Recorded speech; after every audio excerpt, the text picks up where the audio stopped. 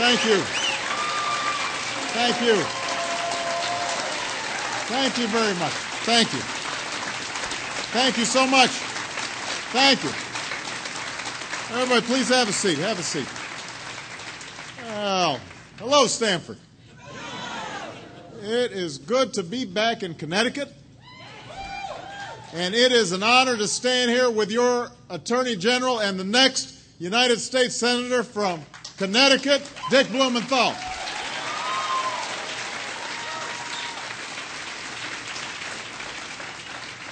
I also want to acknowledge your candidate for governor, Dan Malloy, who is here, or he may have slipped out right before. There he is. Not sure. When you're campaigning, you can't be in one place too long.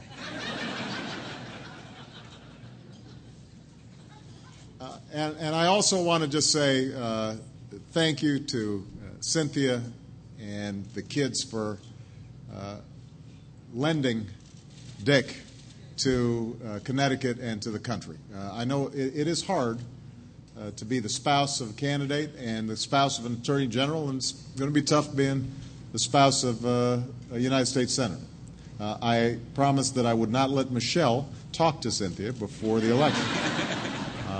It's hard work, but we are extraordinarily grateful, and the fact that David and Matthew and Claire and Mike are doing so well is a testament. I know Dick agrees with Mom. So please give her a big round of applause. Thank you. Thank you.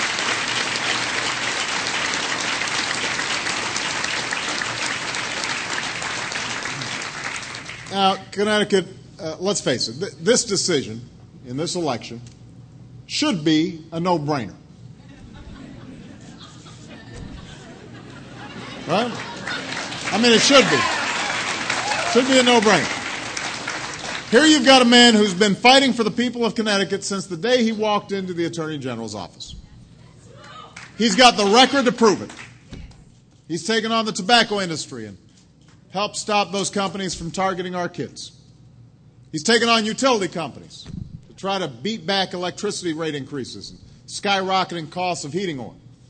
He's taken on the auto industry to help keep family dealerships open that have been around for almost a century. There's no fight too big or too small for Dick Blumenthal to take on. He was there to help a mother get her insurance company to pay for her baby's special formula. He was there to help a family rebuild after their home was destroyed by fire. He's there at county fairs and Rotary Club meetings and PTA meetings, talking with people of this state, listening to your concerns. This is the kind of leader you want representing you.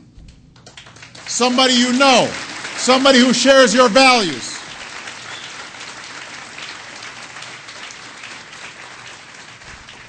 Somebody who doesn't just show up and try to get a victory by writing a big check and flooding the airwaves with negative ads.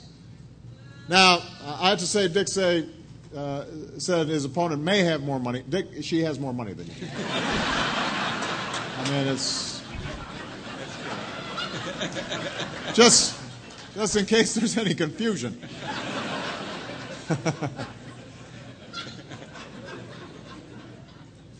And I understand she has promised a smackdown.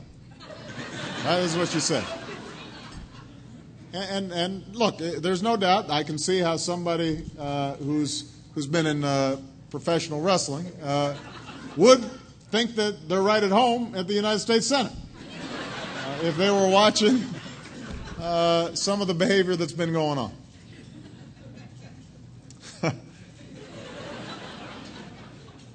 But the truth is, and Dick understands this, public service is not a game. At this moment, we are facing challenges we haven't seen since the Great Depression. And facing serious challenges requires serious leaders.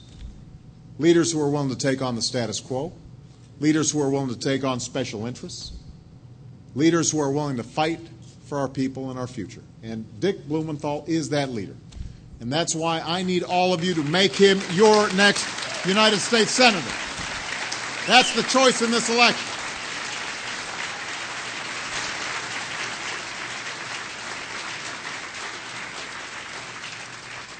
I want to give you a sense of the context of this election. What's at stake? See, for the last decade, there was a very specific philosophy that reigned in Washington. You cut taxes, especially for millionaires and billionaires. You cut regulations for special interests.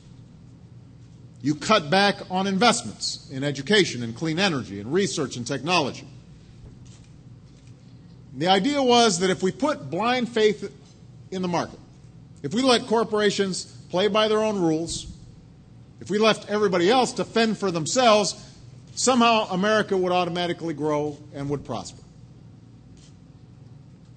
And over the last 10 years, that philosophy has not worked out well. It didn't work for middle-class families who saw their incomes go down while their costs of everything from school tuition to health care go up.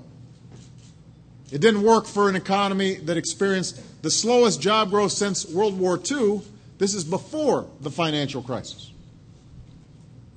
It didn't work when a record surplus turned into a record deficit. It didn't work when the recklessness of some on Wall Street led to the worst economic crisis since the Great Depression. So I ran for president because I had a different idea about how this country was built. And it was an idea rooted in my own family's story. My parents, my grandparents, they never had much. They worked tirelessly so that I might have a better life. They believed in the American values of self-reliance and individual responsibility, and they instilled those values in their children. But they also believed in a country that rewards hard work, a country that rewards responsibility, a country where we look after one another. They believed in the America that gave my grandfather the chance to go to college because of the GI Bill, an America that gave my grandparents a chance to buy a home because of the Federal Housing Authority, an America where a rising tide really does lift all boats, from the CEO to the newest guy on the assembly line. That's the America I believe in. That's the America Dick Blumenthal believes in. We don't think that government has all the answers to our problems. We don't think government's main role is to create jobs or prosperity. We believe government should be lean and it should be efficient.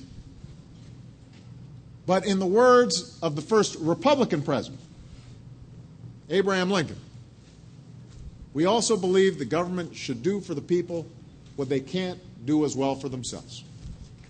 And that means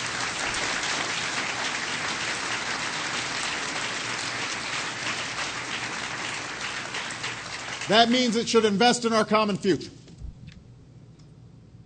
It means the powerful, special interests, corporations, that they need to live up to their responsibilities. It means government should help make the middle class more secure and give ladders for people to climb into that middle class. That's what we believe. That's the future that we see. We see a future where we encourage American innovation and American ingenuity. And that's why we want to end tax breaks for companies that ship jobs overseas and give those tax breaks to companies that are investing in research and development and hiring right here in the United States of America.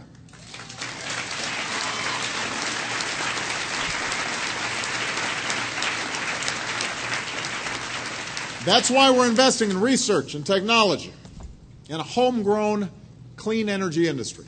Because I don't want to see new solar panels or electric cars or wind turbines, advanced batteries manufactured in Europe or Asia.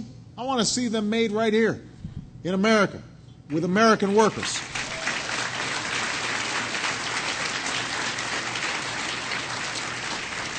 We see in America where every citizen has the skills and training to compete with any worker in the world.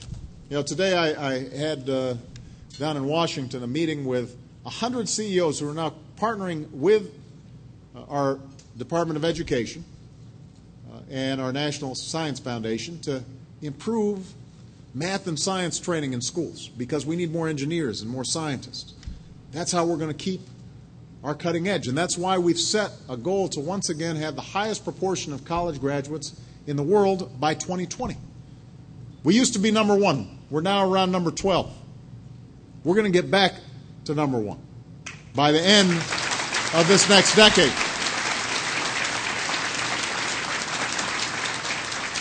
And that's why we're revitalizing our community colleges and reforming our education system based on what works, not what perpetuates the status quo. That's why we're fighting to make permanent our new college tax credit. This is a tax credit that will mean $10,000 in tuition relief for each child going to 4 years of college. So we see in America where a growing middle class is the beating heart of a growing economy. And that's why I kept my promise and gave a middle class tax cut to 95% of working Americans. That's why we passed health insurance reform that stops insurance companies from jacking up your premiums or dropping coverage because you're sick or have a pre-existing condition.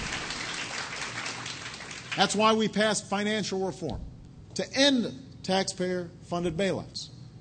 Reform that will stop credit card companies and mortgage lenders and Wall Street banks from taking advantage of the American people. We want them to compete. We want a thriving financial services area. But we want to compete on service, on good products and good prices. That's why we're trying to make it easier for workers to save for retirement and fighting the efforts of some in the other party to privatize Social Security, because as long as I'm president, nobody is